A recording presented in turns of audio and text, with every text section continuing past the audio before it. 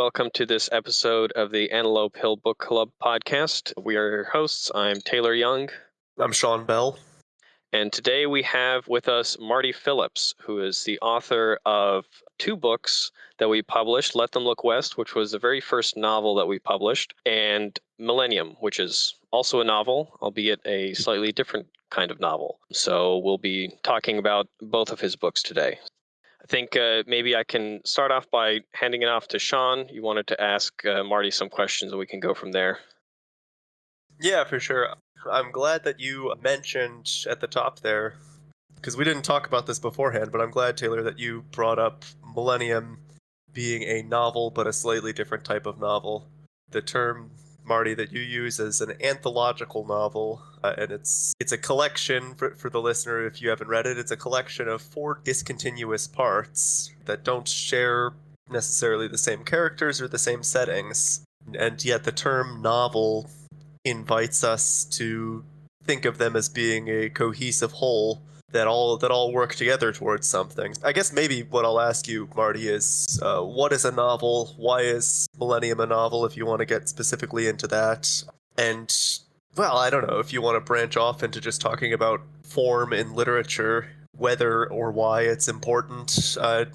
These are all things that I'd be interested in hearing about. Yeah, so how I would define a novel and also tying into talking about form, what a novel is has changed a lot from earlier forms, especially in the modernist era less so, and then to the postmodernist era more so as far as structure goes. But looking all the way back at some of the earliest novels, like Don Quixote, for example, what carries through those different phases of novel structure is that the novel attempts to capture a experience within human consciousness that other people can participate in linguistic written form and find an echo or a commonality of their own understanding within that. And then outside of that and through that flows character and plots. Obviously, it's a story that moves from one place to another. But I think partly why I considered Millennium a novel is because my definition of a novel is kind of broad in that sense. Where, for example, if you've read V by Thomas Pynchon, there's a lot of sections of that book that really could be their own very tenuously connected, more thematically connected segments. Yet it does create a cohesive whole in its harmony of concepts and themes. And so, as far as Millennium being a novel, that's kind of more the postmodernist sense that I was going for, in that the characters exist within a world that is the same world in that novel, and the consciousness that they participate in and share with the reader is continuous through it. Whether, one-to-one plot-wise, there's one plot that carries all the way through. I think the argument can be made that there is a plot that carries all the way through, though it's not in the particulars, it's in the meta-narrative. So tell us more about that. The meta-narrative in terms of American decline generally, or, tell me more. Yeah, so the meta-narrative would be the millennial story. I tried to avoid allegory and make it a bit more metaphorical, but it really is from beginning to end a rough chronology of the story of the American millennial white man's experience of the process from 9/11 on. And it's kind of a metaphorical or poetic retelling of that chronology. So it starts with 9/11 as the creation of this birth process, and then moves into Holy Hunt, which is kind of broadly based on concepts that came out of the global war on terror and a lot of the Bush era foreign policy. And then you move into the Casper House, which is somewhat of a commentary on the housing crisis, and into American Bastard at the end, which kind of moves into the Occupy Wall Street era. That is very cool. I did not kind of appreciate that in such specific terms.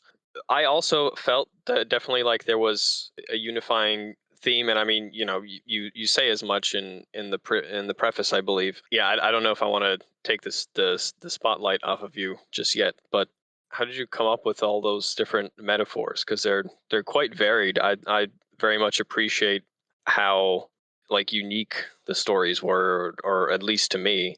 What was the process like of what I guess, yeah. Well, what is the process like of putting together like a kind of anthological novel like that, where you have these different stories that work toward the same goal? Do you start with the goal? Did you start with the stories? So it was a combination of things. I can definitely get into the kind of the nitty gritty of the process that went into making the actual structure of it. I believe it was two of the stories I already had in mind from years ago as ideas of something I wanted to write out and flesh out, but hadn't actually gotten around to it. And those were the Casper House and Holy Hunt. And so in the process of actually writing and finishing those, part of the kind of continuation of consciousness from one section to another, those two are pretty closely tied, although it might not seem like it at first, with some of the ways which characterizations of some characters move into characters into the next one. So, Holy Hunt, you have the creature who is this prisoner of circumstance and he's lost language and he's basically lost his ability to rationally interface with the world around him in an active way. And then you move into the Casper House, where you have this continuation of it into a different form, where you have a new creature that is given language that should not have language. And there's the conversations between the main character and the creature in the Casper House about that burden of language and what that means, and the kind of responsibility and almost like spiritual development that comes out of having language. So some of the ideas, that one being one of the more pronounced ones, are pretty directly carried through into the next story. And so the Holy Hunt and the Casper House were the two ones that I had kind of outlined in my mind beforehand. And then Falwell and American Bastard were stories that I wrote in, right at chronologically when I started actually fleshing everything out to kind of bookend it into the metaphorical, time sequence of the meta story.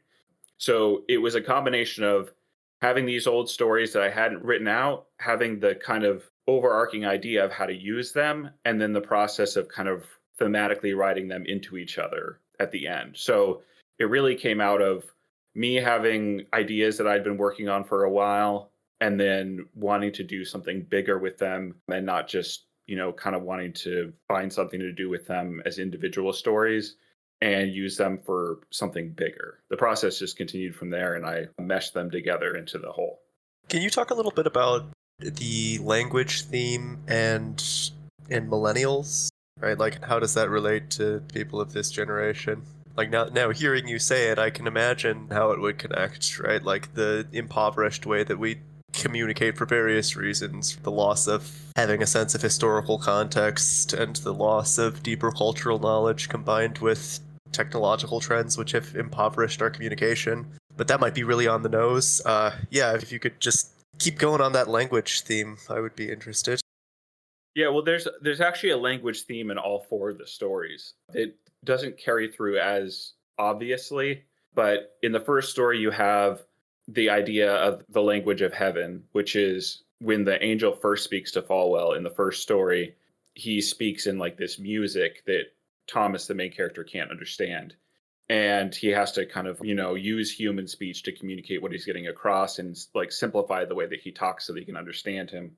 And then I'm just going to kind of carry this theme through and then try and get back around to answering the specific question.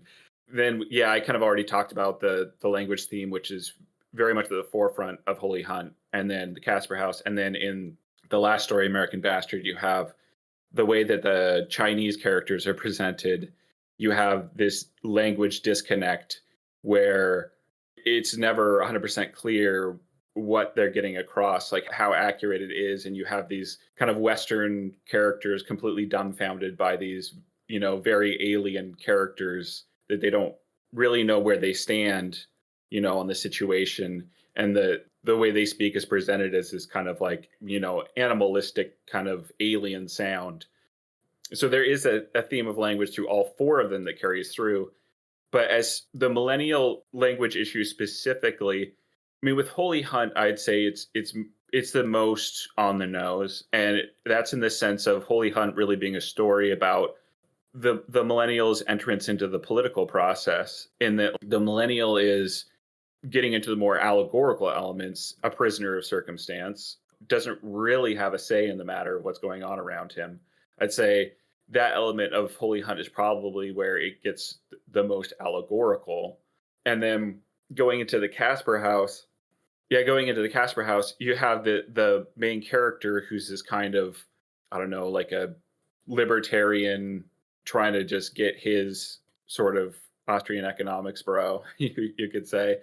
And his approach to this fascinating artifact, which is like an insect that has a way of speaking, is to just view him and what he says as, just another, old rich dude trying to keep him down.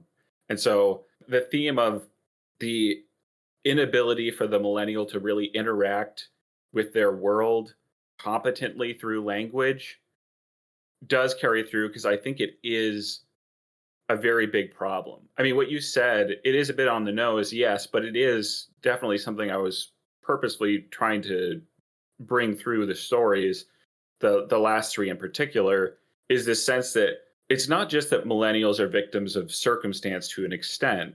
It's also that millennials are victims of circumstances that led up to them and led up to, as you were saying, this complete impoverishment of, of understanding of history and language, where it probably started somewhat with the Gen Xers too, but with millennials especially, it's just when you look back, when you read older literature and you look back at the conversations that were being had 50 years ago, it's night and day. Like if you read what's considered to be commentary written by millennials, it's a joke almost.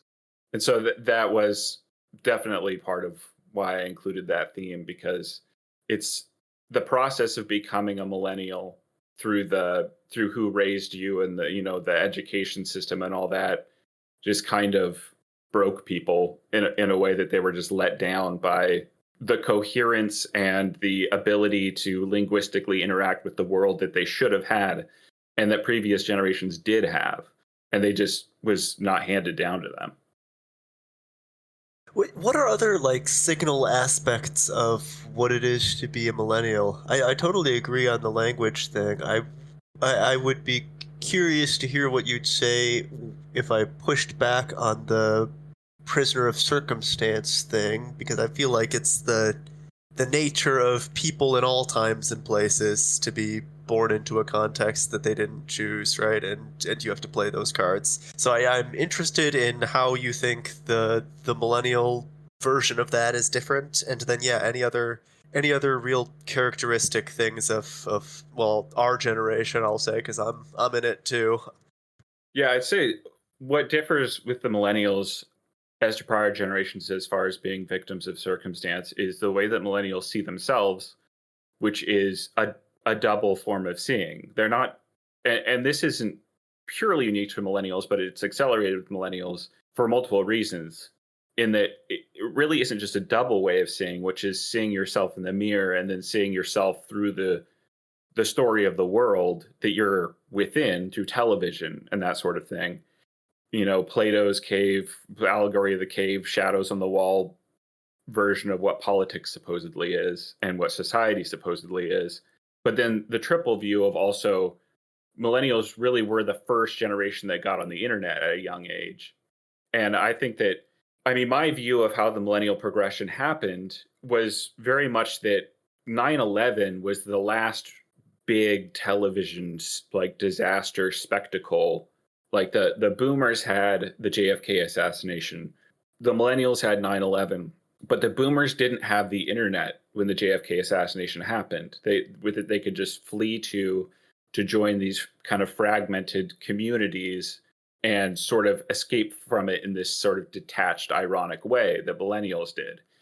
And so when 9/11 came along, the internet was there and waiting for, for millennials to kind of not only escape what they were looking at in the mirror, but also to escape that television version of reality.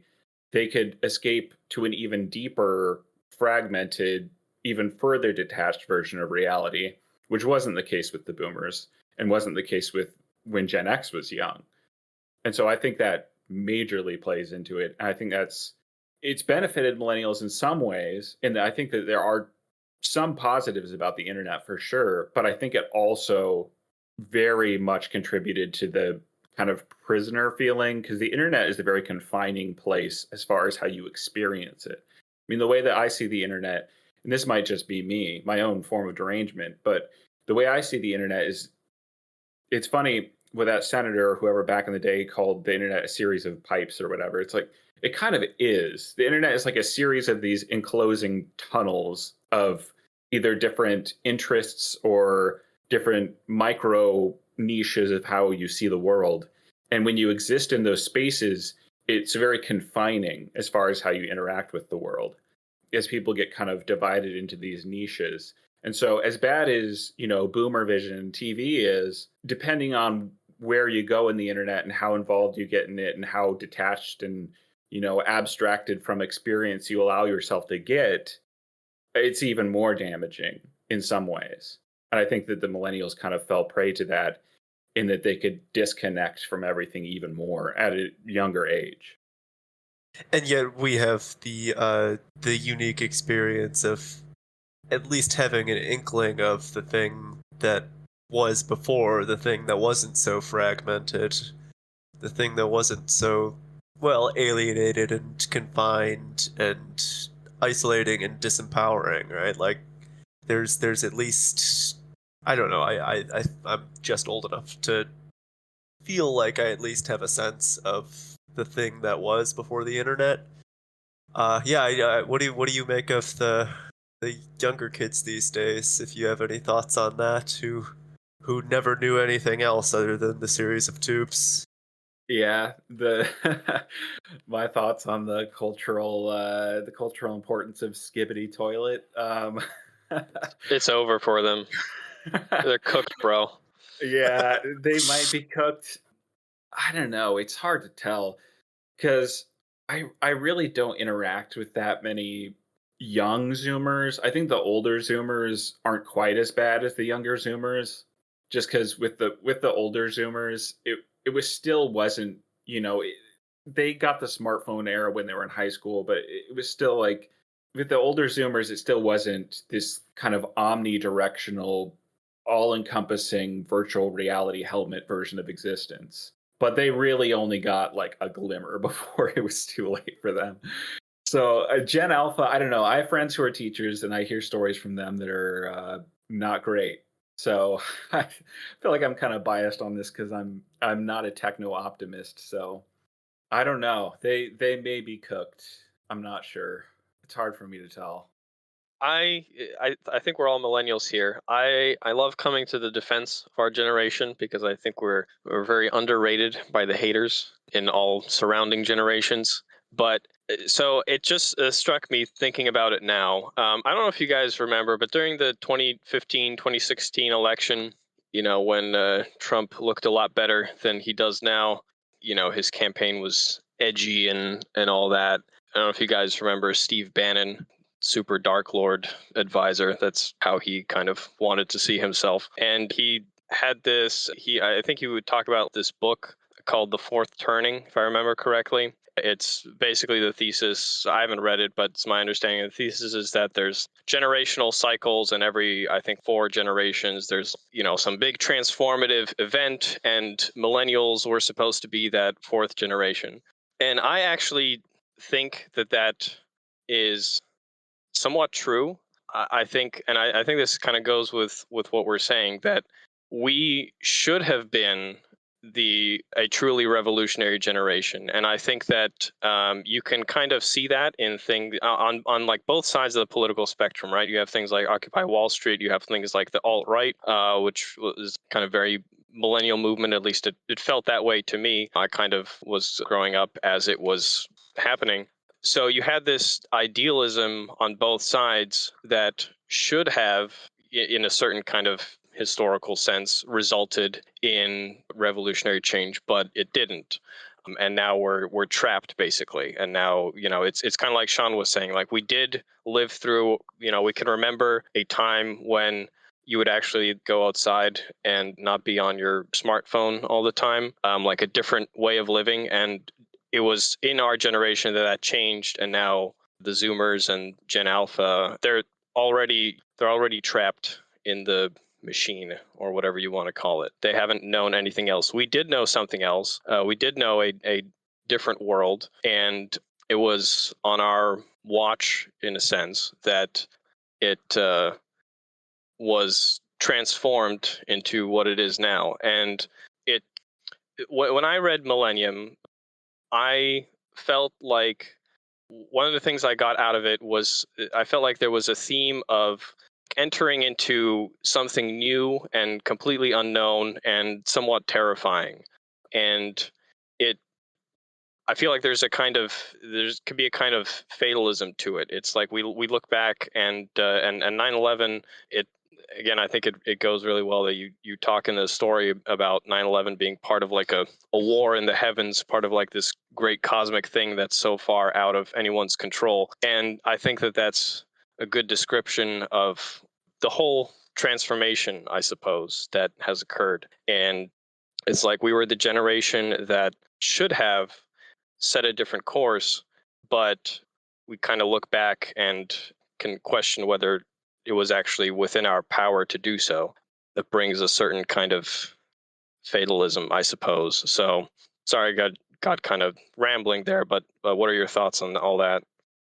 I mean, my thoughts on that are kind of bring me back to where I tend to go, which is the effects of technology, where I do agree with you that there were certainly signs, like you were saying, with like the alt right and the Occupy Wall Street movements and these sort of millennial political movements, but at the same time, there's this dual nature to them. This dual nature, this paradox of technology, where they were limited due to them being primarily technological movements. Occupy Wall Street, you could argue a little less so, but what did they have? They had a camp in New York City or whatever for a couple weeks, and then the alt right too, yeah, primarily online. And so you run into this paradox of they manifested online, which is extremely limiting to as far as how much they can affect the wider world. But then also, despite how beneficial they were in some ways about changing people's thinking, they also couldn't have existed largely without the internet. Because like a lot of these people wouldn't have found each other and found that they shared similar ideas, or found ideas and realized that they shared them. There's this paradoxical sense in that as far as numbers on a screen, you wouldn't have as many people in these different camps without the internet to find them and bring them together. But at the same time, the very nature of them meeting on the internet is going to limit the effect they can have on the world. So it's this paradoxical way that internet cultures are, self-propagating and self-limiting at the same time. And I find that very fascinating. Yeah, no, I definitely see that. I think it goes with what I was trying to say, or the way I think about it. It's a specific way in which it was kind of, not to sound super cliche, but it was rigged from the start for us, or against us. And we had these revolutionary instincts that, in this case, we were a step behind, and we could never catch up. Think of it as an illustration of the end of history, and there can be no more revolutionary change because we're all trapped into technology, and the way that it does exactly what you're describing. It just puts people in different tubes and little boxes and manages all their interactions with reality. So Marty, you described yourself as not a techno optimist, but would you say that you're a pessimist on things generally? Yeah, I'm definitely a pessimist. I'm not necessarily a techno pessimist in some dramatic sense. I really just see technology as a natural force like any other. I'm pretty inevitabilist about it, and I don't think human beings will ever choose to detechnologize I think these things run in cycles, and either other natural forces will limit it. It will limit humanity to the point where humanity changes in a way that makes it absolutely necessary to reverse some of the technological adoption. But I really don't see to put it in a way, the only way out is through technology. There's some people who see it that way, that like, oh, you have to just get the AI so advanced, bro, that like then we'll start solving our problems. Like because then there'll be this two-way interaction with AI that then allows us to, engineer solutions for things. It's like I'm not a techno optimist in the way that I don't really see that panning out. I really just kind of see it as, increasing gray goo slop that will get to the point where either humanity has to absolutely alter the way they interact with technology to avoid complete species-wide catastrophe, or just kind of decline, ongoing decline. So yeah, so not even the dignity of a great flameout of some kind, but just a generally increasing degradation that just keeps on going for a while. Well, great flameouts, that's what literature is for. You don't get those very often in reality. Yeah, or at least they take much longer than people have envisioned looking back, and are not nearly as fun and cool. Is that like a true representation of your opinion of what literature's for, Marty? Or is that just a part of it? Could you tell us some more about what you think literature's for? Yeah, I mean, I think my view of literature is that to get super cliche, I think all art is poetry in the sense that Tarkovsky just defines poetry, which is where it's beatified form of communication. The artist is kind of like a submarine, sending out pings of sonar, waiting for that echo ping to come back to let him know that there's someone else out there that understands. So I think that's fundamentally what art is about. It's an oblique form of communication where you are seeking through an alternate form of language to find your people out there who agree with you, or not even agree with you necessarily, but kind of speak in the same poetic language that you do, or at least understand and appreciate it. As far as literature specifically, literature it falls into different camps. I mean, there's genre fiction, there's fiction that's written primarily for people to read it, and that can be good. I think there's plenty of good genre fiction out there that I've read and think is fine. But then as far as like capital L literature, what I consider to be like literature that is a high art is is not necessarily written to be read. It's once again, I love talking about paradoxes, but there's this paradox where the simpler form of genre fiction or theme fiction, which I would argue both of the books that I've written so far fall into that simpler camp of literature primarily. I don't have the self-importance to claim anything higher than that.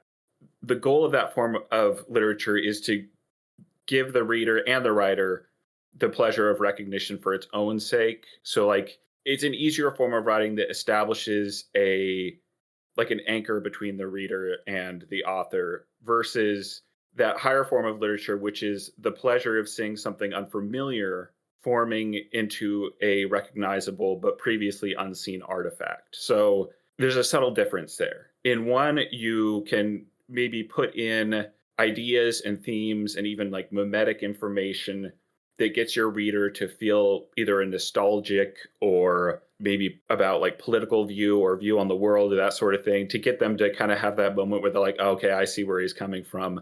And they kind of get this pleasurable experience of realizing that they're your fellow traveler or whatever. And that's typically more common with what I would say is a lower form of literature, although it can still be quite good. But that higher form of literature, that subtle difference is that you're not writing it necessarily to get these simplified kind of touch points of agreement from your reader. You're writing to try and create something that they haven't seen before, or at least they haven't recognized before. And then through that process of them discovering this new thing that you yourself discovered in the process of writing, they get this kind of oblique version of recognition that isn't a simple one-to-one, but is a recognition of something that they didn't know they agreed with. And that's much harder to do. It's very rare that authors pull that off. There's not a whole lot who have. I was just hoping you could like give me one, and hopefully it's something that I've read. I would say DeLillo's White Noise is definitely one. If you've read White Noise, I'd say it's for sure one of those. It's shorter, less expansive in that sense, but it's definitely a work that approaches its themes in a very kind of poetic way where you find yourself understanding it not in a like, oh, I can put myself in that guy's shoes way, but I'm seeing like the coalescing edge of something that he's referring to and that I also recognize, but is not just put in front of me like a plate of food. It's funny. I love DeLillo. There's several of his books that are among my favorites. I think he's like one of my absolute favorite authors. Period. On like a sentence by sentence level, that man has some sentences that will just hit you right in the chest. I don't know. For some reason, White Noise didn't get me when I tried it. Okay, what can you lay out the distinction once again, or maybe I will try and lay it out, and you tell me what I'm missing. So, like, the lower form of fiction, which can still be good, is the goal of this form of literature is the pleasure of recognition for its own sake. Whereas in the higher form of literature, the goal also has something to do with recognition, as I'm understanding what you're saying, right? Like, it's something that's unfamiliar, and the reader, and maybe probably even the writer, don't quite grasp what it is because it's unfamiliar, but still the essence of what makes it pleasurable is this sense of recognition, right? It's and that's the echo ping you were talking about. Is it like a categorical distinction here, or is it more of a spectrumy kind of thing that you're talking about? That's about as well as I could expect you to explain it, as messy and deranged as it is, because I think a lot of my ideas are kind of messy and deranged. But yes, I think it is kind of a spectrum thing too, and I think I didn't really tie it in too well, but it ties into kind of that Tarkovskian idea of poetics being the fundamentals of art, where when you're referencing something or trying to approach something, it's like an asymptote constantly approaching but not intersecting this poetic concept. That is the higher form. Whereas the lower form, you can just present, an allegory or a situation that people just feel immediate recognition with, or a character that they're like, oh, I'm that he's literally me or whatever, like a Ryan Gosling fiction. It's a spectrum, and that demarcation point between the two is subtle and hard, if not almost impossible to identify. So the higher form is Ryan Gosling fiction.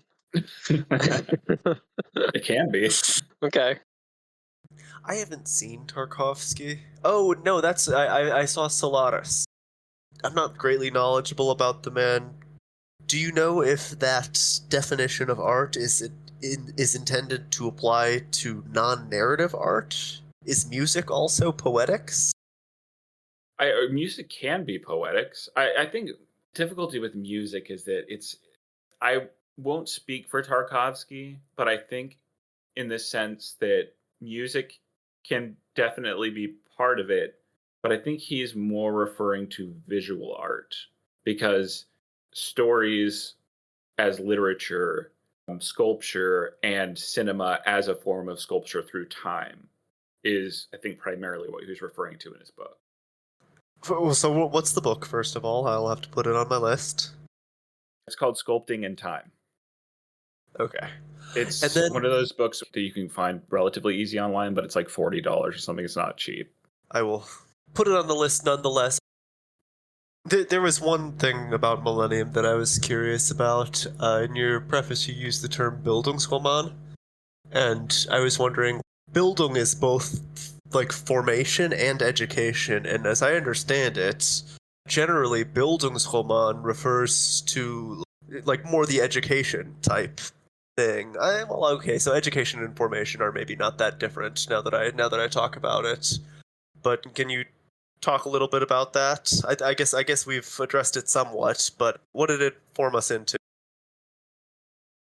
Yeah, I mean, traditionally the term was more specific to like a literary category that's about the the youthful education system and coming of age type story, about like European youths traveling around Europe doing their, education and around the continent process. But yeah, in the sense I meant it, it's definitely more.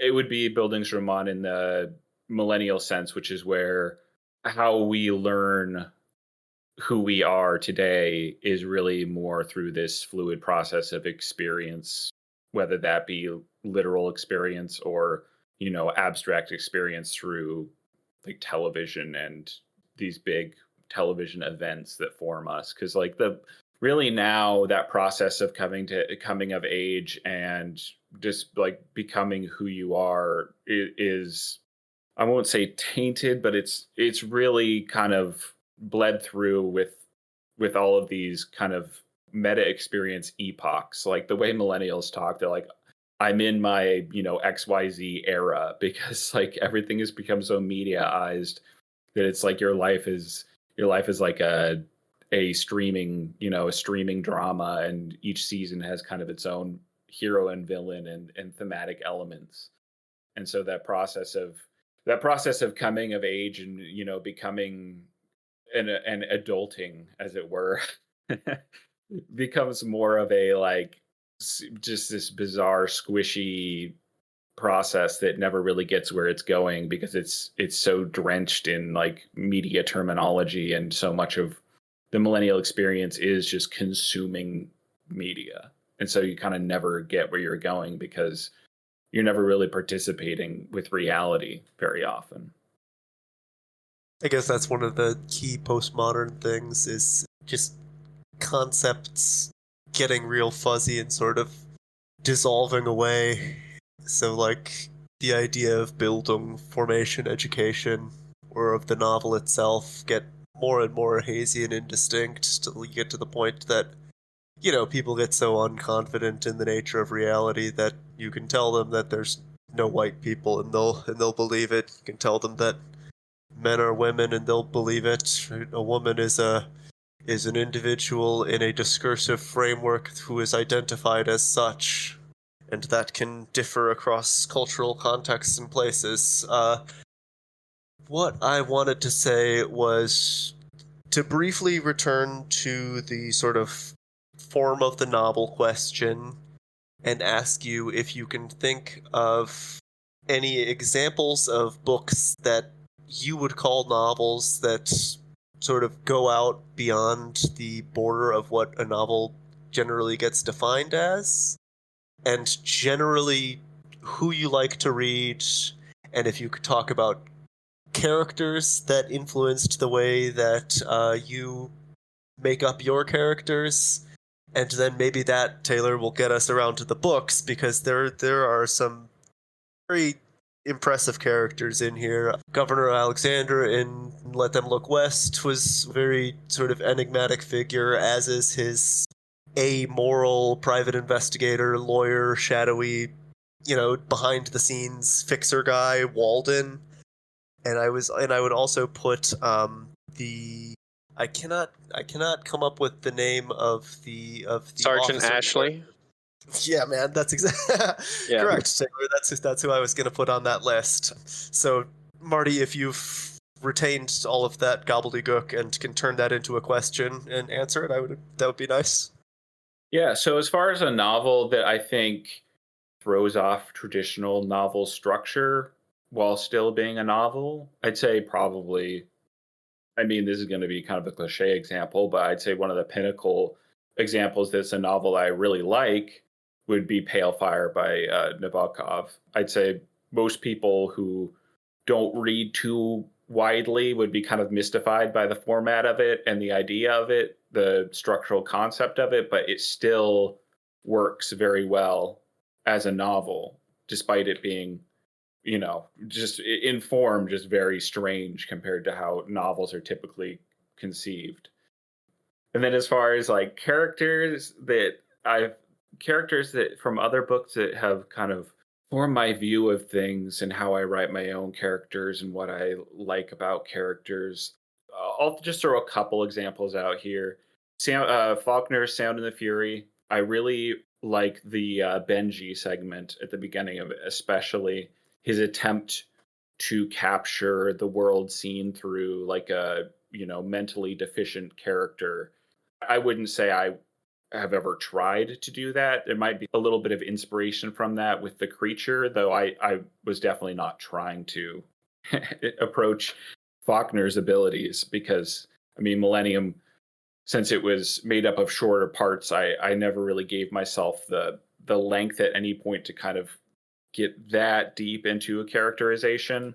Other characters, I would say, going back to Let Them Look West, All the King's Men is one of my favorite American novels, and you can definitely see it in that some of the structure of it a little bit, and some of the characterization taken from the journalist character in All the King's Men as a bit of an inspiration for Let Them Look West. I like the way that character kind of interacts with the world around him, and then you get his own internalization where All the King's Men, like the plot is very much this political intrigue, but at the same time, it's really about his name escapes me. It's been years since I've read it. Really about the main character who's just kind of seeing it happen and navigating the pitfalls of his own personal life among the political intrigue. So I'd say those are probably of the books I've read within the last couple of years, two of the characters, where the characterization and the author's use of the character I find to be very very well done and inspiring. And if there's more to the question, I've forgotten it by now, so you'll have to remind me. I guess let's talk about Let Them Look West for a second. So I thought was a really interesting getting inside of someone's head here, the narrator Rob Cohen that we have for Let Them Look West, and all the more because he's Jewish and the nature of the story. So yeah, I'm curious. Was there something specifically made you want to write it that way with him being Jewish, or just like the character generally? And yeah, I guess just go off of that. Well, I wanted to write it from a skeptical lens and as a form of narration and then also internal critique at the same time. And so the story being primarily about evangelical proto, in that it hadn't really become a big talking point discussion in the wider commentary at the point that I wrote the book, kind of Christian nationalist characters. A like secular Jew seemed, like the most ideal, critical lens to put it through. But then also kind of like a burnout journo squishy version of one. Because I didn't want to get too polemical with it because I don't know, I just don't find writing that way to be super interesting. So that was primarily the reason why. Gotcha. So I have my own theory that I want to run by you, or I guess like observation. So when I read the book, one thing that I picked up on, or that I felt was there, is that there's these little moments where Rob, so like something happens around him, or he observes something, and he has this reaction that's instinctive, that's not like something that he consciously thinks about, but just like his hair stands on end, or he just like feels uncomfortable for a reason that he like, it happens before he thinks about it, or before he comes up with a reason to feel uncomfortable. An example is when Justine mentions the Hospitallers, which is like their state medical organization that they create, and said something shifted in the dark inner region of Rob's mind, like the languid and unconscious flopping of a sleeping man's arm as he rolls over in slumber. He experienced symptoms of realization without the full manifestation. And obviously there's a kind of immediate explanation in that like he's heard of this before, but he doesn't remember what it is, and then he realizes what it is. There's another example, maybe even a better example.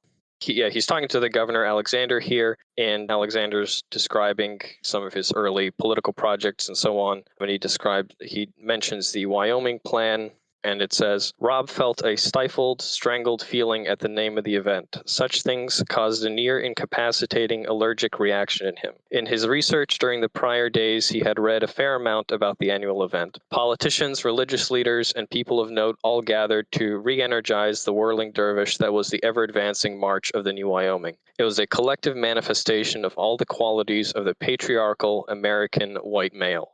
What I got out of it, and there's I think some other examples, but to me it felt like a a very good illustration of the fact that he is Jewish without like saying that he is Jewish like as such, although that happens to him as well, right? He's told this specifically. What I interpreted or what I got from it is that you have this character who he says at some point, I'm not like religious or anything, so he doesn't feel like his identity is relevant, but you can kind of see that it is just through his reactions to certain things that are very Gentile or very collectivist and Gentile, that are very anti-liberal. He has kind of like this instinctive reaction to them. So just curious what you think about that, if that was intentional or yeah, what are your thoughts?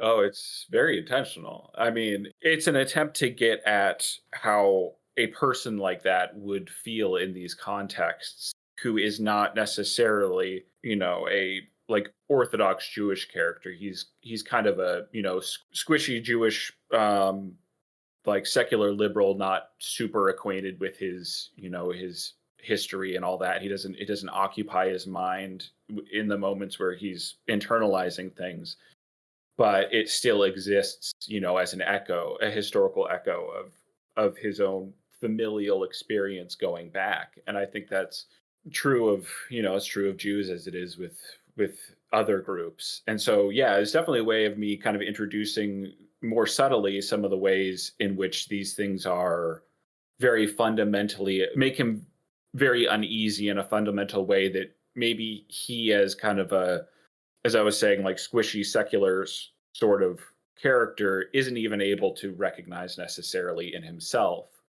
And then there's even bigger examples of that. Like later on, when he's at the top of Mount Calvary, there's the electric light, Jesus display, and he feels very alienated and uncomfortable during that process when the choir is singing, like he's, he just doesn't want to be there. It's just very uncomfortable. I mean, it's not like specifically just a Jewish thing. I think there's other people, where that kind of ostentatious religious display makes them uncomfortable. But in his case, it is, certainly born out of that. And then later at the very end, when he's on the plane and the plane is being hit by the turbulence, you kind of get the echo of that, the song that the choir was singing, in the sense that there's a sort of destiny that by the nature of who he is, like there is an inability for people to participate in and really identify with these things. And some of it is unconscious and just comes from, your family history and where you come from. And so, yeah, it's definitely part of it for sure. Yeah, I think it's also interesting in light of that to think about how the Christian characters interact with him, like especially Justine, for example, because she develops this kind of, I don't know if rivalry is the exact right word, but she definitely like doesn't like him very much, but she feels like that's something that she has to overcome and genuinely not show hostility to him, not just out of kind of formal outward politeness, but she feels like she has a genuine obligation to be charitable to him. And about like the same time that she going through that and succeeding, I would say, I guess, in making herself charitable to him, he's doing the opposite, and he's like thinking to himself like, these people are honestly so shallow, this is so much less than what I was expecting, and ultimately I'm going to destroy these people. That's what I want to do. So I guess is a lesson in how this works in real life. Yeah, and I mean it's illustrative of that kind of broader relationship between like evangelical Christianity and Judaism. It's not made super explicit except for maybe at like one point with the uncle. I mean, I grew up around a lot of like kind of non-denominational evangelicals, and so I have a fair amount of firsthand experience with that. So it's like the Wyoming characters are, I mean, they're not really extremists in any sense that would be considered extremists by and large. So that kind of weird faltering relationship where they don't know who they're dealing with, they don't know how deep some of the resentment goes, is definitely present in this story. They're in that way, they really kind of misunderstand the dynamics because in a way they're kind of too well-meaning and innocent. So I think you've started tiptoeing up to what I wanted to ask you anyway. So you mentioned having written the book before there was a trend of, people calling themselves Christian nationalists or whatever. So I was wondering how the emergence of that phenomenon makes you think about the book, what the book got right. How are those things related? Yeah, it's interesting. I've thought about it a little bit. I did write one like brief blog post about it. I mean, I think people might get the impression that I wrote the book as kind of a, I don't know, maybe a LARP, which is completely untrue. It's more of an homage to some of the cultures I grew up around, that being primarily like this kind of, evangelical, conservative, well-meaning but gullible culture. So the Wyoming characters and this sort of version of Christian nationalism that I was presenting before Christian nationalism TM, became like a thing that people actually talked about and was a label being used by, the media to kind of put on people. I think that some things I think I got right, because you can definitely see there are intentional community sort of trends, or at least there have been, between people who consider themselves to be Christian nationalists. As far as things that I probably focused on that didn't end up being as, coming through as much in the process of the wider discourse about Christian nationalism, was probably the economic element was a little too present, I'd say. But that's probably because I based a lot of it in what was more my childhood experience, which was the whole thing about, Wyoming wanting to develop its own kind of parallel economy, which is something that is talked about in what would be considered quote Christian nationalist circles even today. Was much more of a thing back when that kind of way of thinking was a bit more, I don't know, apocalyptic, and kind of bled into the almost like doomsday prepper sort of communities back in like the militia era in like the 90s. So I'd say any of the inconsistencies with how the idea of Christian nationalism kind of came more into the forefront after I finished the book would just be a result of me having to refer back to kind of that early embryonic 90s approach to it, as opposed to the newer version that kind of developed afterward. Are there any figures that come to mind when you're talking about that earlier version of out west separatism, economic parallel economies? Who are people who exemplified that way of thinking? I wouldn't say that there's necessarily characters like anyone of influence that sticks out to me, because a lot of that was when I was very young. And so it's more impressionistic. So it was really drawn more from what I saw around me as the manifestation of this way of thinking, as opposed to specific references to any individuals. Any more like individual references were more taken from the commentariat that was current at the time. Like you have characters that are kind of Rod Dreher esque and stuff like that. Those are definitely more drawn from specific people. As far as like Alexander's Wyoming and that sort of thing, it was less so drawn from specific individuals. I was more just kind of dealing with my own impressionistic experience of my childhood.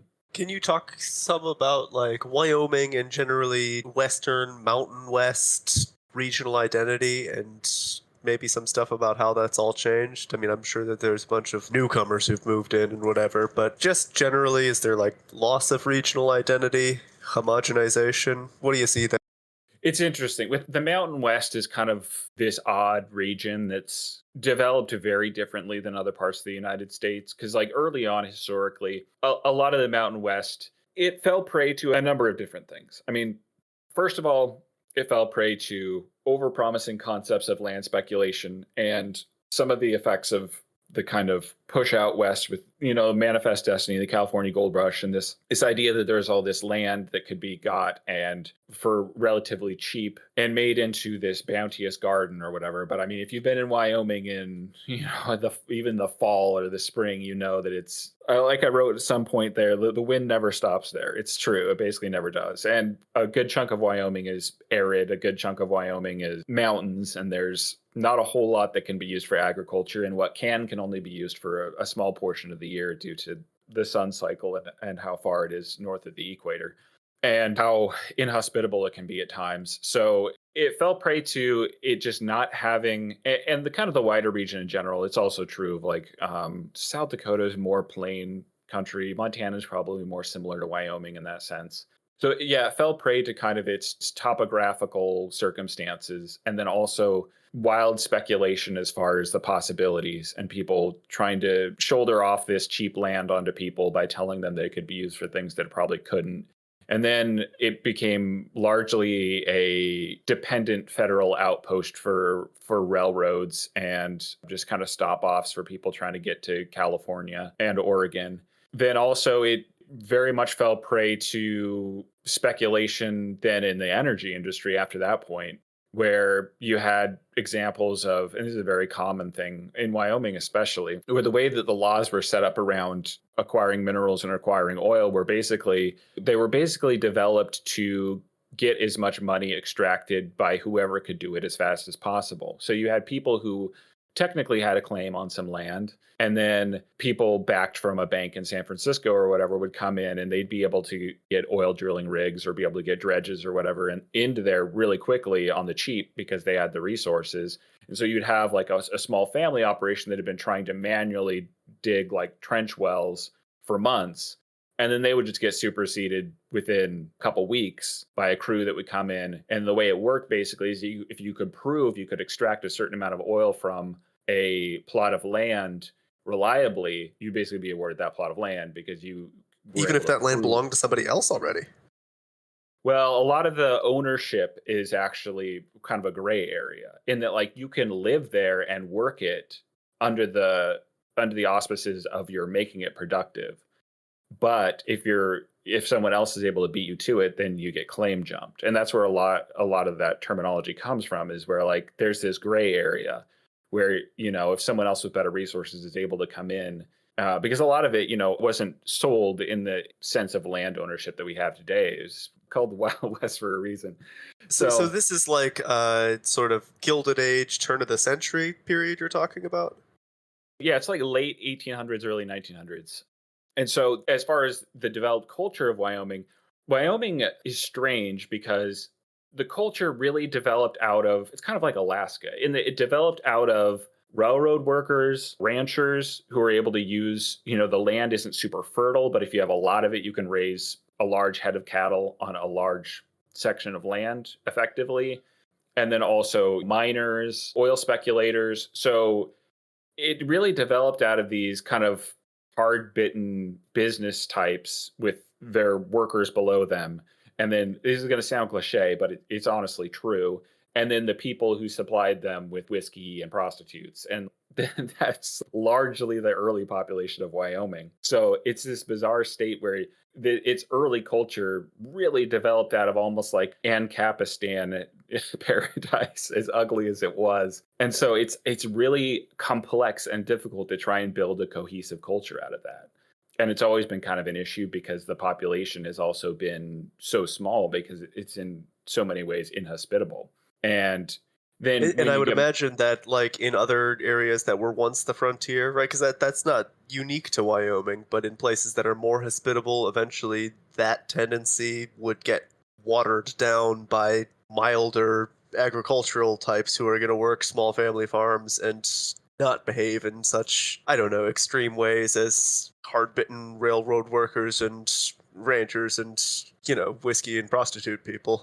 Yeah, exactly. I mean, when you have more fertile land, each share of land doesn't have to be as big in order to turn a surplus. So you have more of a kind of yeoman farmer setup where there's more families per square thousand acres or what have you. And then that creates kind of to use a kind of lame modernist political term, that kind of democratizes the land more, in that you have more people who are able to have an interest in this set space. Whereas in Wyoming, you have the cattle barons, for example, who basically control vast amount of land, but they just have their roving bands of cowboys and ranchers. And for example, if you have the Johnsons County War, they're basically able to bring in mercenaries to put down the local population if they have any complaints, because there's so few of the locals and they're so spread out that you can kind of muscle them into doing what you want them to do. And then when you also run into the situation where there's a couple sets of railroad tracks going through the state and a couple well-worn trails and not super great roads and thoroughfares, by the time message gets back to Washington about what's happening. It's been a week or whatever. And that was the case with the Johnson County War, where the president didn't even know that there was basically an open war happening in Wyoming until after it had already been a little while. So there's a lot of interesting factors about the Mountain West that contribute to its kind of very self-sufficient, libertarian, very skeptical of authority and government, and then also business authority at the same time. Well, I'm seeing three waves of monopolistic, oligopolistic tendencies, right? The fact that the land is only profitable in large sections, leading to cattle barons, who I would imagine would be oligopolists of a sort, and then the railroads, which are a natural monopoly, and then resource extraction, being such a capital-intensive industry, is also going to be concentrated in relatively few hands. It's interesting that that lives in the same place as the libertarian Western political consciousness, right? Rather than something that's more skeptical of capital. And then I also wanted to ask you, does that still influence modern Wyoming? Is there still monopoly there to a greater extent than you would see other places? I'd say it's less so with the energy industry, but that's largely just because of a lot of the legislation that happened in like antitrust with Sinclair Oil and all that stuff that broke up some of those monopolies. You have oligopolies instead of monopolies. So there have been breakups of some of those industries that have made them less centralized in a single oppressive power, but it still has kind of become a few lesser powers fighting over the territory. And even the way that land allotment is done to this day in Wyoming, is written into the Wyoming Constitution, is the way federal land is allocated to like energy companies still bears some carryover similarities from kind of the early claim jumping days. Not nearly as much, but it's kind of somewhat of a free for all. Yeah, I mean, you can really see that in historical context too. Like a lot of the big scandals of American politics actually originated from the Mountain West. You have like the Teapot Dome scandal and all that, where you have politicians basically colluding with oil companies to try and corner resources. Yeah, I'd say it's less so, mostly because of antitrust, but it's still mostly big players. I mean, you can see that even culturally, like Jackson Hole is like it's where all the tech guys and all the rich people have their giant, alpine ranches and stuff. It's still a place where a lot of the oligopolist types even go just to spend their summers. So it's always been an element, still is, and I'd say a little less so in the monopolistic sense, but almost as much in a slightly more divided sense. It's like slightly more broken up. Well, and so then the other part of my question that I'd like to hear what you have to say about is how you've seen it change in your lifetime. Has there been like homogenization? Is the unique spirit of the West still alive and well in Wyoming? Yeah, I mean, I'd say so. It's one of those things where in a lot of those Mountain West states, it is alive and well. And I think part of it, because the population of Wyoming and other states are so small, it's never going to be, and because it's so kind of oriented around business and tourism at the same time, it doesn't have any like major urban centers. It's never going to be a cultural center.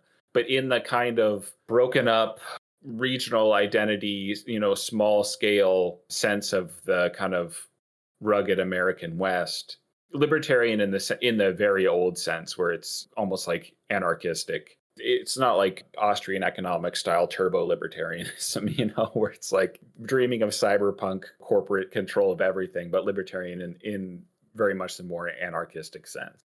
I'd say that it's there and it's going to be there for the foreseeable future, in that Wyoming and South Dakota and a lot of these places are not really hospitable to, flooding with migrants because they don't want to live there. With some of the talk that's been going on about like flooding states with migrants, you'll see on the maps that Wyoming actually doesn't have a deal with the federal government to place migrants in Wyoming. Like almost every other state does, and they don't. And it's like they probably wouldn't even want to go there anyway. So I think that part of that, Wyoming kind of has a little bit of a shield in some of the inhospitable nature of it. And I think that kind of small, rugged Western population is, for the foreseeable future, kind of always going to be there, but they're never going to be cultural influence on the rest of the country. Maybe in the image of what they represent as far as their lives and the rugged West is something to talk about. but it's never going to be an outward cultural force. Well, so to get back to the book, I was wondering if any of the political machinations that are depicted there, particularly the governor's dealings with UBI Energy, where the legislature wants revenue via leasing public land, and the governor wants the public land for his state core project. And he comes up with this idea where a company can submit to lease more than they want to use, make a gift of some of it for the Wyoming plan, and get a discount on their leasing fees for the tract. I don't know, it seemed very specific, so I was wondering if that was based on something that really happened, and how much you drew on real internal Wyoming politics to inform how all that happens in the book. Yeah, that's all based directly on how land leasing works in Wyoming.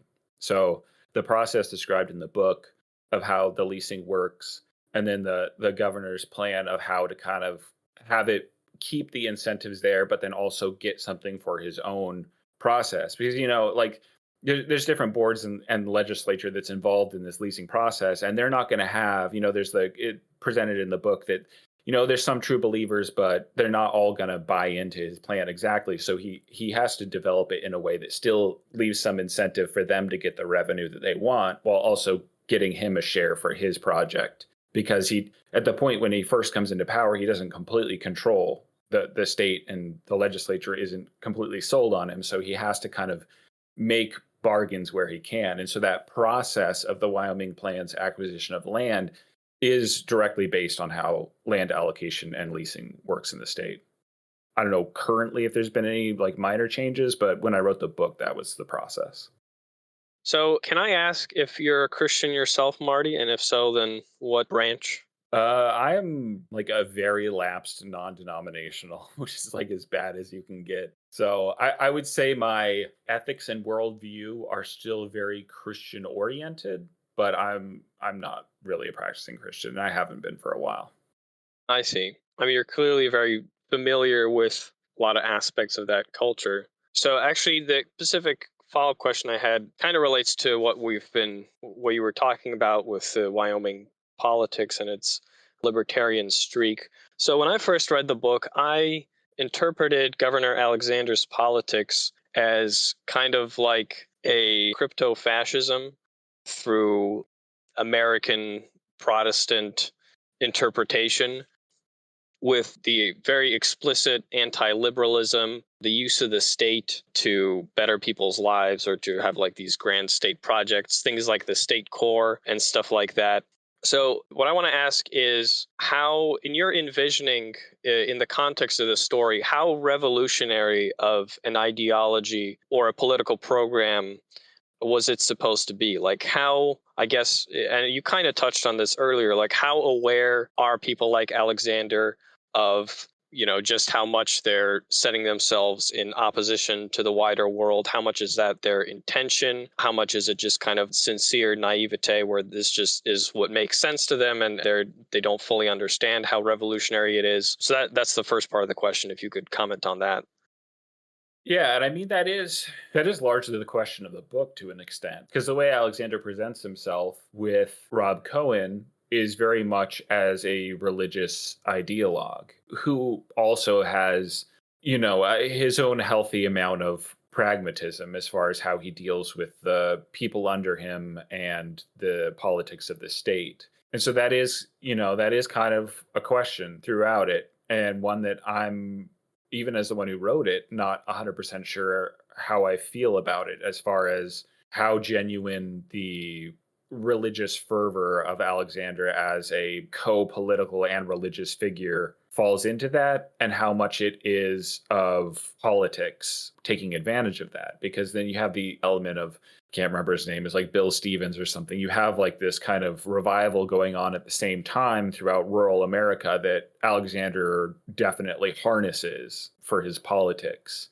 and even partners with Bill Stevens in the process of kind of revitalizing Wyoming and making it this destination. But then you also see the way that he interacts with Arthur Walden and Rob Cohen's kind of attempts to, catch him being hypocritical and be like, well, Rob Cohen's clearly this amoral guy, and here you are willing to let him, basically strong arm people around you and be this amoral guy, but you're this political religious figure. And Alexander kind of dances his way out of it, being like, well, you have to be as wise as a serpent or whatever. You have to use the people around you. I'd say it's definitely a question in it. And I don't think it's really an answered question. It's left as one of those things where it's, what is that interplay between, his pragmatic politics and his religious fervor, and how genuine is one over the other?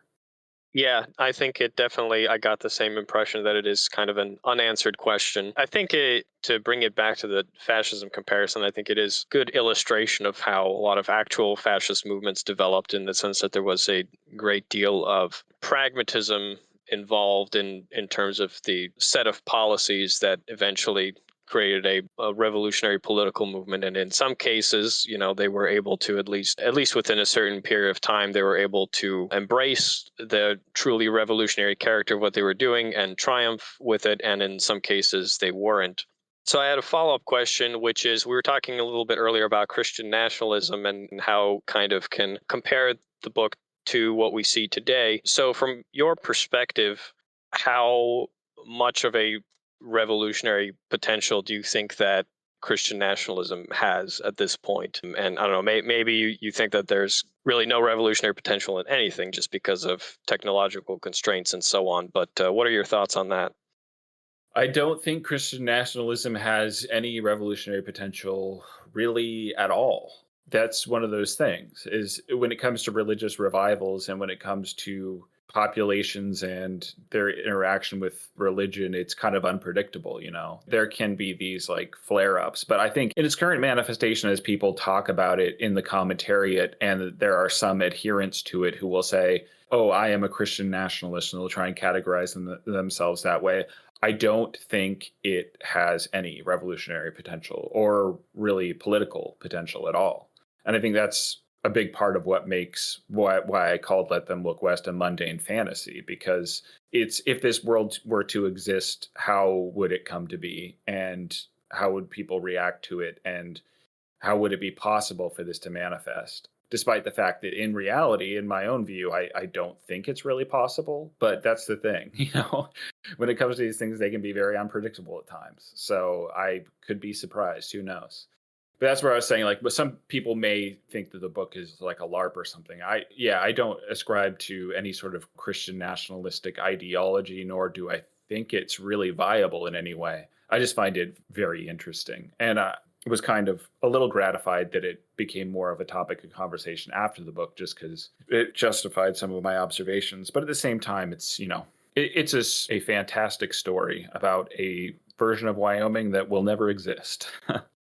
Well, I wasn't trying to imply that it was like, your personal fantasy of what you wish would happen. I think it's a very interesting examination of one form of populism of an American character. Nothing else has worked so far. I agree with you that this version probably won't work either. It's interesting to think about.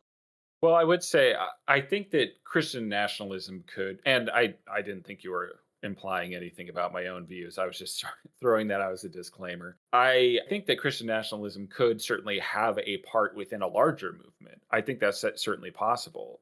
There's plenty of people I've known who consider themselves to be Christian nationalists who I think have very interesting views on things and are very intelligent people. And I think they're also realistic about the possibility of that, and whether their own kind of drive has to be part of kind of a broader political movement. So I think that's possible for sure. But as its own independent source of political power, I certainly don't think so. Yeah, well, there's certainly a very, very wide variety of people who use the term for themselves, which is one reason why I used to have much more negative views of the term itself. But to me, I feel like the thing that really doesn't work is the populist aspect. And it's kind of like, I think, if what you're saying perhaps is, any kind of strong ideological identity could have a genuine impact or a genuine part in some kind of ultimate revolutionary change. But putting kind of political trust in the mechanism of populism is something that's, at least for now, is not going to work for anybody, no matter who they are. Yeah, and I mean, you can definitely see that illustrated in the book when they kind of get into the nitty-gritty where Rob Cohen is viewing some of the like the old tapes in the lodge and is watching some of the kind of back cigar smoke filled room conversations between Alexander and some of the other political leaders in the state, how much they're taking into account, like, okay, so what kind of people are Wyomingans, and how will they react to things, and how do we kind of have to present things to them in order for this to be viable. That a lot of that, yeah, populism is really, to a large extent, in all cases, an illusion. So I would definitely agree with you there. So let me throw back to you, Shawn, because you mentioned some of the characters that particularly fascinated you. If you want to start us off about that. For sure. Yeah, so I mean, since we're on Let Them Look West, I'd just like to hear you speak generally about Walden. One of the little bits that I wrote down is, no, I'm not going to be able to find where I quoted it, but he's depicted as like eating his meat with great relish and just with sort of bad manners, crude manners, and it's very revolting to this refined what's not refined, finicky, fastidious New York Jew looks across at this powerful specimen, force of nature kind of guy sucking the grease from his thumbs. That was interesting. His sort of cryptic reference to the beast along the path, the monster in the forest, and yeah, his general depiction as being this amoral character who lacks Governor Alexander's higher ideals, and for that reason he's useful, right? Because he can do all sorts of things that a person of higher ideals would feel guilty about. So it's useful for Alexander to be able to like compartmentalize that part of what needs to be done and hand it off to a person like Walden. But yeah, all of these ingredients all together are very interesting. It makes me think on a very on the nose allegorical level. I'm sure that there's more complexity to it than this, but like the most surface level reading I think would be like, hey, any movement, no matter how inspiring the ideals are, no matter how it brings people together into doing stuff, you still do need this other side that is maybe a little, it might turn your stomach a little bit if you're the more idealistic and morally neurotic sort, but it's a necessary part of any political movement. That would be a very surface level reading. Anyway, I've rambled enough. Tell me about Walden. Yeah, on the surface level, Walden is for sure a form of a foil to Alexander in that he starts out kind of adversarial and then switches sides. Kind of a deeper reading of it is, I would say, Walden, whereas Alexander is representative of the more idealistic top-down political class in a state like Wyoming, Walden is more representative of, he's more of an embodiment of the state itself with all of its, subterranean processes, where Alexander, he's there. It's very, to use the kind of evangelical terminology of like in the world but not of the world, like Alexander is very much floating above it all. And Walden does play that amoral political role, but Walden is also, he's human in his motivations, but he's also kind of more a representation of the state in its in its natural sense, with its own natural appetites. Where there's the part where they're in the dining room and he's kind of going on at length about how about having him taste the meat because the meat from the cattle ranches in Wyoming is so good. He's just like, he's more of a representative, not just of kind of a more amoral political player, but of the, I'd say, the state with its own appetites. And then his kind of more mysterious way of speaking is kind of like, in a sense, a reference to the old like folk way sort of approach to these processes and stories, where it seems as him being a lawyer and involved in all these higher things as sort of a fixer, that he wouldn't talk in this kind of folkish way. But since he is more of a representative of the state as a almost like an animal, he does speak in that way, which seems a little paradoxical with how technically he is involved with everything. But if you're viewing him as more of that kind of naturalistic embodiment, then his kind of folkish sort of way of speaking about things at some points is definitely representative of him in that role. But yeah, it's been so long. I don't know if I could go any much deeper than that. It's just been a long time since I've thought about it. It certainly shines new light on him for me. So thank you. Well, see, I'm so curious about Ashleigh, Sergeant Ashleigh, but I have to admit that it's been several months since I read that book, so I can't put as precise a point on my question there. But if you could speak about him as well. I mean, on the surface of it, I wanted to create a character. So another element of Millennium is that each of the segments is kind of an homage to a different kind of out of vogue form of storytelling. So like Falwell is kind of a religious allegory, which is very out of vogue. Uh, Holy Hunt is more of like an island adventure, like Robinson Crusoe, Treasure Island type of story. If you really want to simplify it down to it's kind of what it's playing homage to, or like maybe Joseph Conrad, or if you want to get a little more kind of modern in the sense that it has its tie into Apocalypse Now, and on its face, Ashley would be kind of a sort of a Kurtz character. But that actually wasn't my intention with Ashleigh, to make him purely a Kurtz sort of character, because there's a couple moments where he's talking about, and this was partially influenced by a little bit of the political discourse that was going on at the time. This was, I think it was after January 6th when I was writing some of this stuff.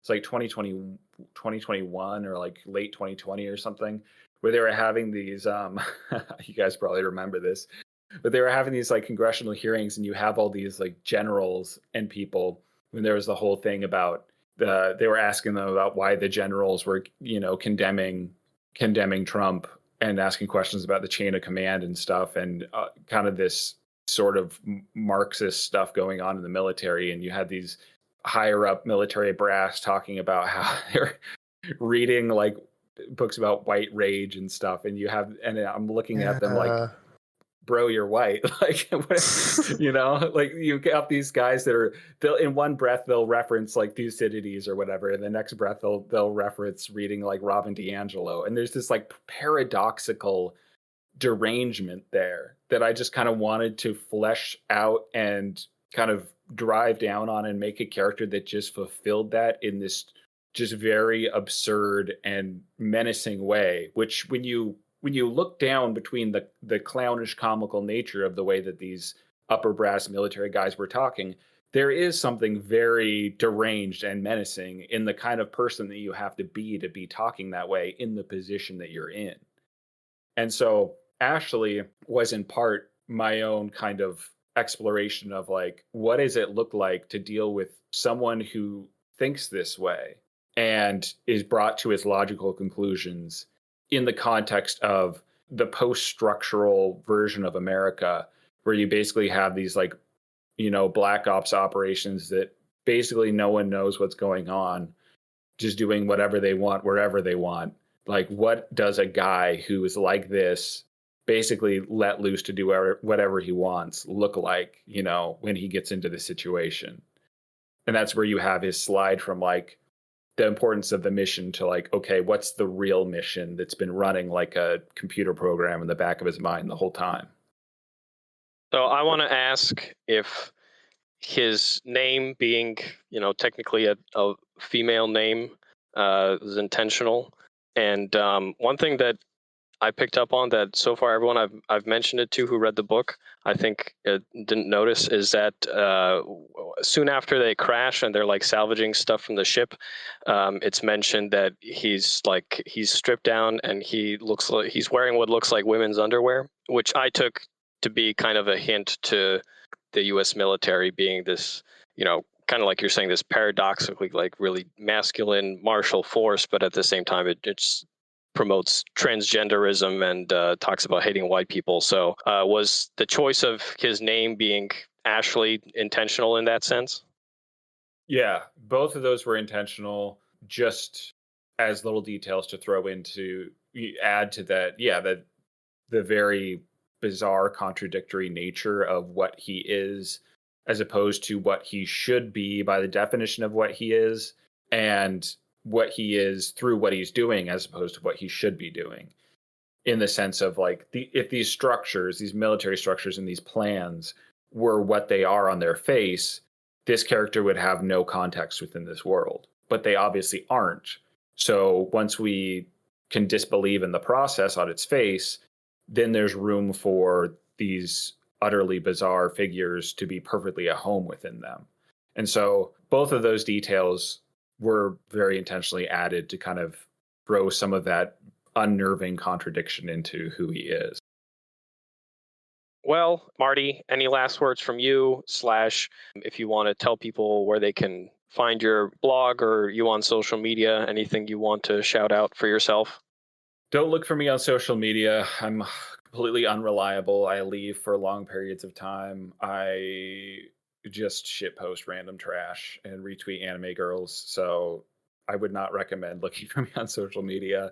I do have a Substack that I post not super regularly on, but at least a couple times a month. I think it's Marty Phillips Writes or something on Substack.